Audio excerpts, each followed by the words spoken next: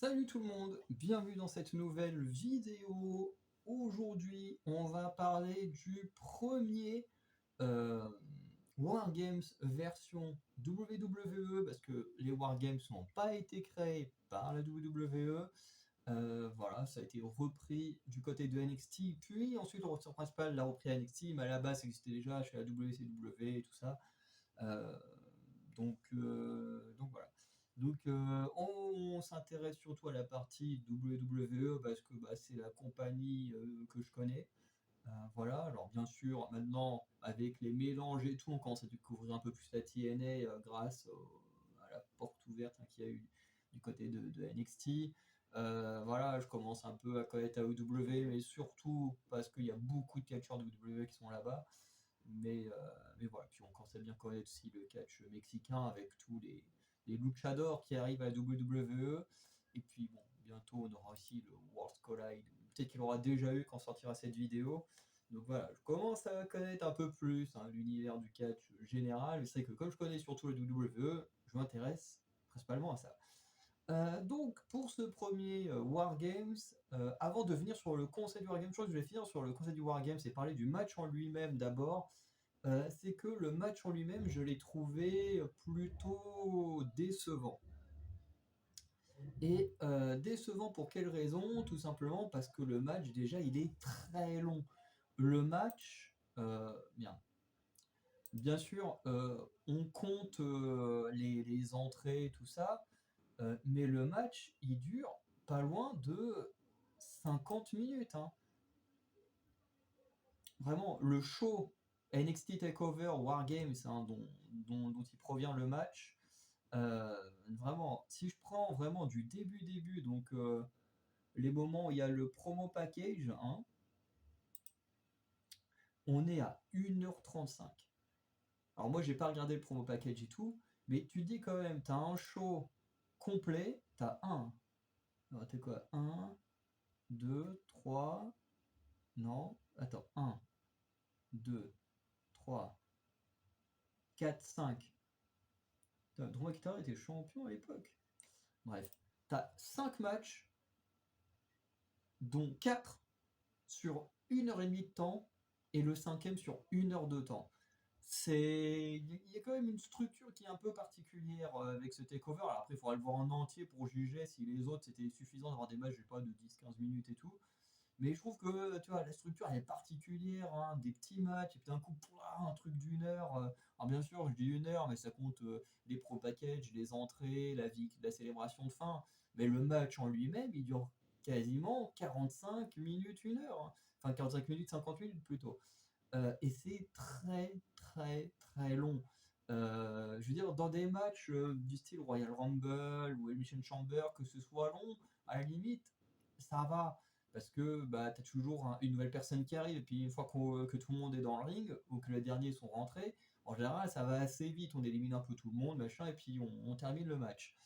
Alors que là, c'est hyper long. Déjà, les gens, ils rentrent dans le ring. Ensuite, on a le chrono des 5 minutes. Donc, on a 5 minutes de passé. Ensuite, au bout de 5 minutes, tu as toute une équipe qui rentre. Donc, ensuite, on fait plus 3 minutes pour qu'une deuxième équipe rentre. Ça en fait 8. Et puis, on en rajoute encore 3 pour que la dernière équipe rentre. Ça fait 11 minutes. C'est-à-dire que sur les 40 minutes de match, on va dire que ça dure 40 minutes, sur les 40 minutes de match, t'en as que un quart qui concerne le fait que les catcheurs ils rentrent chacun à leur tour. Enfin, entre guillemets. Est-ce qu'on va revenir sur la stipulation à la fin? Et ensuite, tu as 30 minutes de match où on peut faire le tomber, tout ça.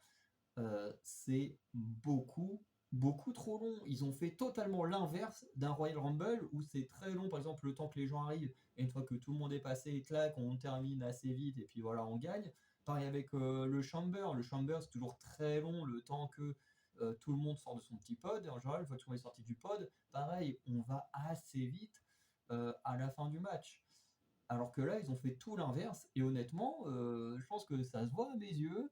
Alors, il y a peut-être aussi le fait que j'ai pas très bien dormi cette nuit, mais franchement, je suis sûr que si je regarde, parce que j'ai pas, aujourd'hui, ça a été une journée enregistrement de vidéo. J'ai tourné au moins 7-8 vidéos pour ma chaîne musicale. Là, c'est peut-être la cinquième ou sixième vidéo du coup, de retour sur un match que j'enregistre. Entre deux, je suis allé faire une petite promenade quand même pour prendre l'air. Mais vraiment, vous voyez les cernes, hein. Je suis quasiment sûr que je les ai pas sur les vidéos que j'ai tournées juste avant.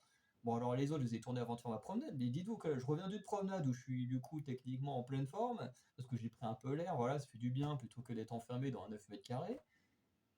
Et là, je passe 48 devant ce match et j'ai des cernes comme ça. C'est pas normal, quoi. Ça montre à quel point le match il était trop long. Il m'a fatigué, franchement, il m'a fatigué. Et pourtant, dans le ring, on a quand même entre guillemets du lourd. Bon, il y a une équipe que je connais pas, The Sanity, où je connais aucun des mecs. Si je me base sur les cartes que je collectionnais, The Sanity, ça a l'air d'être principalement des mecs qui étaient à NXT UK, en tout cas. En tout cas sur les cartes que j'avais, en tout cas, il semblait que ces mecs-là étaient là-bas. Ensuite, on a les AOP qui, moi, personnellement, m'ont jamais emballé avec Roderick Strong. Et ensuite, on a le reste d'Undisputed Era, parce que Roderick Strong, ensuite, en a fait partie. Alors, je sais pas si c'est ensuite ou avant, en tout cas, qu'il en a fait partie, mais bref, vous m'avez compris. Euh, donc voilà, par l'Undisputed Era que moi j'aime beaucoup, AOP, bof, et bon, Sanity, je connaissais pas. Ce qui fait qu'on a à la fois du lourd, à la fois du moyen, enfin c'est assez compliqué. Dans le match, il va quand même y avoir des gros moves, il va y avoir des moves par équipe, il va y avoir des moves à travers des tables, des moves depuis le haut de la cage, avec la souplex de Roderick Strong sur Adam Cole, avec tout le monde en dessous. Il va y avoir les fameuses Tower of Doom que je déteste. En plus en doublon, hein, de chaque côté, paf. Bref. Et en fait, le match, j'ai du mal à l'apprécier parce que, justement, en fait, je trouve que s'il avait été plus court pour se terminer, je pense que j'aurais plus apprécié. Parce que là, franchement, j'ai pas passé le meilleur moment. Voilà. Bon, on a une victoire, c'est logique, de Undisputed Era. En même temps, quand tu vois, encore une fois, hein, quand j'ai parlé du Royal Rumble, quand tu voyais la pop que Jim Duggan il avait, quand tu vois sur le deuxième Money in the Bank la pop que Rob Van Dam il avait, et là la pop juste d'Adam Cole, tu te dis, ouais, en fait, c'est compréhensible que tous ces mecs-là ils aient gagné les matchs qu'on a regardés parce que en fait, ils sont tellement populaires que ça paraît un choix logique. Voilà. Mais dans l'exécution, pour moi, c'est trop long. Au bout d'un moment, j'en pouvais plus, quoi. Je pense que heureusement que je faisais une petite activité à côté parce que sinon je me serais endormi devant le match, hein. C'est quasiment sûr. Alors qu'on est quand même sur un match où il est censé avoir quand même beaucoup de gens, beaucoup d'actions et tout ça. Bref, en tout cas pour le match, voilà. Ensuite, chose que j'ai appréciée comparé aux Wargames actuels, c'est que les Wargames actuels, c'est que à chaque fois que quelqu'un rentre dans le ring, quasiment chaque membre ramène des objets dans le ring. Ça, c'est un truc qui me casse les couilles, parce que c'est toujours le même scénario. C'est j'arrive, je prends 2-3 chaises ou un machin, et hop. Ensuite, c'est un autre qui arrive, et puis allez, hop, je prends quelques kendo sticks. Et puis après, on arrive, allez, hop, moi je prends une poubelle. Et puis moi j'arrive, et puis je prends un truc. J'en peux plus de cette écriture-là, où c'est vraiment tout le temps la même chose. Et puis c'est tout le temps Yosuke qui te fait un moonsault du haut de la cage, machin, enfin. Franchement, c'est chiant. Alors que là, ce que j'ai bien aimé, c'est que chaque équipe s'est foutu sur la tronche. Et quand c'est vraiment les tout derniers membres qui sont rentrés dans le ring, qui eux ont amené des objets. Mais avant ça, il y avait zéro objet, tout le monde se fracassait la gueule sans avoir besoin d'objets. Et ça, c'était bien. Normalement, la cage est déjà censée être un environnement dangereux. T'es pas censé devoir rajouter des objets dedans. Je veux dire, un Elimination Chamber est méga terrifiant sans avoir besoin d'objets. Les Hell in a Cell, pour la plupart, n'utilisent pas énormément d'objets. Moi, quand je vois le Triple H, Shawn Michaels, il n'y a pas enfin un peu Triple H Undertaker avec Shawn Michaels en arbitre, de mémoire, à part Triple H en moment qui sort sa massue, là, il n'y a pas tant d'objets que ça qui sont utilisés. Pourtant, le match est sûrement l'un des meilleurs Hell in a Cell que j'ai vu de ma vie. Euh, Quand tu regardes un Steel Cage, pareil, t'as pas d'objet, pourtant c'est génial. Le Punjabi, t'as pas d'objet, c'est pas forcément le truc le plus incroyable, mais la cage elle reste un environnement dangereux. Parce que le but de la cage, à la base, c'est que tu ne puisses pas t'échapper, que tu ne puisses pas faire c'est ça, tu puisses pas échapper à ton adversaire. Or, là, on se retrouve euh, quasiment à chaque fois depuis que le Wargames est dans le roster principal, avec des matchs avec une tonne d'objets. Alors oui, ça rend le match encore plus violent et tout, mais la cage est déjà censée créer cet environnement dangereux. T'es pas, techniquement, t'as pas besoin des objets pour le rendre encore plus dangereux que ce que l'environnement est déjà censé être. Bref. Et du coup, là, le fait qu'on ramène des objets en dernier recours avec les derniers arrivés et pas qu'on en ramène à chaque arrivée, déjà, j'ai trouvé ça un petit peu mieux. Et ensuite, sur les règles du Wargames, alors, on sent qu'ils ont voulu faire un truc sympa. Euh, et personnellement, moi, j'ai plutôt trouvé l'idée cool. C'est cette idée d'avoir trois équipes. C'est vrai que dans le roster principal, on a, et même après, hein, parce que j'ai vu les matchs, enfin j'ai pas vu les matchs, mais j'ai vu sur Wikipédia tous les matchs Wargames et tout qu'il y a depuis WWE, c'est quasiment que du clan contre clan. Et c'est pas mal aussi. Mais l'idée comme ça d'avoir un triple straight dans la cage, honnêtement, je trouve ça plutôt sympa. C'est plutôt, surtout pour moi bah, qui ai vu tous les Wargames du roster principal et j'avais vu un Wargames de NXT où tu avais un peu la team, les vieux briscards de NXT contre les nouveaux membres et tout, qui était plutôt sympa. Mais du coup, ça a toujours été des matchs clan contre clan. Et là, je trouve que ça donne un petit. C'est pas vraiment une nouveauté parce que le match il date, mais en même temps, avec tous les wargames que j'ai vus, bah, pour moi, ça m'apporte une nouvelle saveur, une nouvelle nouveauté. Ce 3 contre 3 dans le ring, je trouve que c'est plutôt sympa. Voilà. Bon, en tout cas, j'aime bien. J'aime bien, ce serait bien que le roster principal refasse un petit peu des trucs comme ça. Surtout par exemple quand on voit le Wargames féminin de l'année dernière qui n'avait aucun sens, qui était nul à chier parce que les équipes avaient aucun sens. Bah à la limite refaire un triple straight comme ça quand t'as pas trop d'idées de comment construire tes deux clans, et ben ça peut être une bonne idée je trouve. Voilà. Autre chose dans les règles qui a changé depuis, c'est les rentrées dans le ring. C'est-à-dire que là, il y avait trois équipes, donc il y a les trois premiers membres, un de chaque équipe.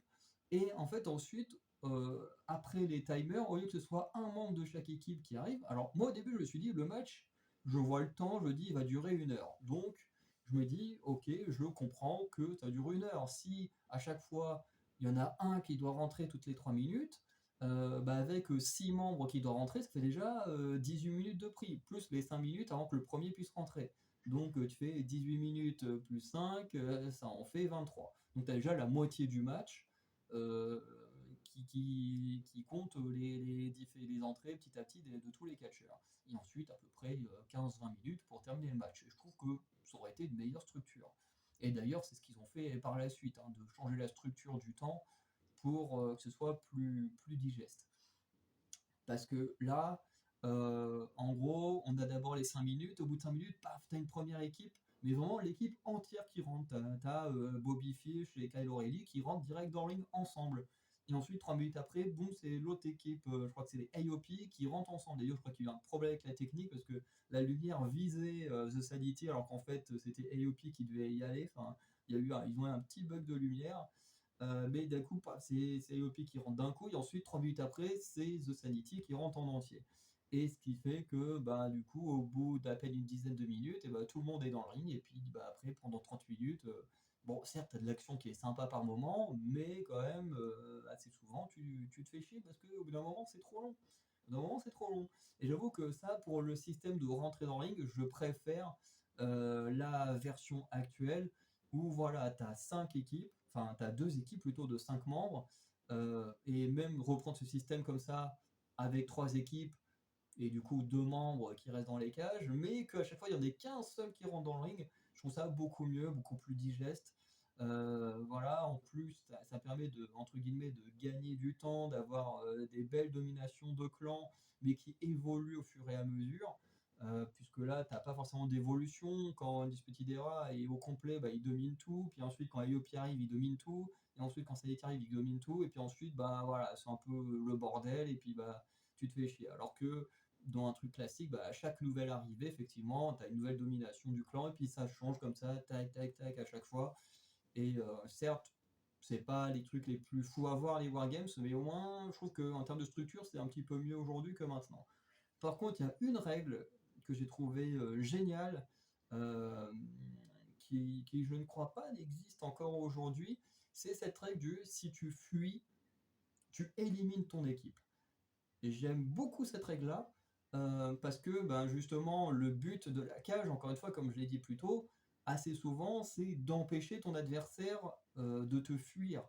C'est voilà, quand tu fais face à un heal qui fuit tout le temps, bah, tu le fous dans une cage, et surtout dans un Hell in a Cell, un truc comme ça, il peut pas fuir. Il est obligé de te confronter, il est obligé de t'affronter, et puis hop, on y va, on sort les points.